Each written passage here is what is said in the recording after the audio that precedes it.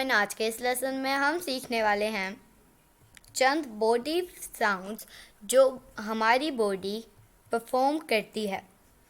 तो दोस्तों, अगर आप बिगनर हैं और आपको English videos time to time चाहिए तो हमारे चैनल इब्राहिम टीवी इंग्लिश को कर लीजिए सब्सक्राइब और बेल नोटिफिकेशन के बटन को भी प्रेस कीजिए ताकि आप हमारी कोई भी वीडियो मिस न कर सकें।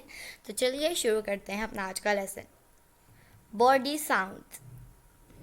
sigh, sigh, आह भरना। yawn, yawn, जमाई लेना। burp, belt, इन दोनों में से आप कोई भी वर्ड यूज़ कर सकते हैं। डकार लेना। farting, farting, पादना। cracking the knuckles, cracking the knuckles, उंगलियां चटखाना, उंगलियां चटखाना। snap the fingers, snap the fingers, चुटकी बजाना। hiccup, hiccup, हिचकी। blow, blow, फूंक मारना। sneeze, sneeze, छींकना।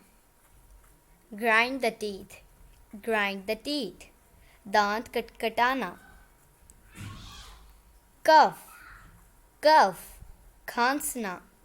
स्क्रीम और शाउट, चिल्लाना या चीखना।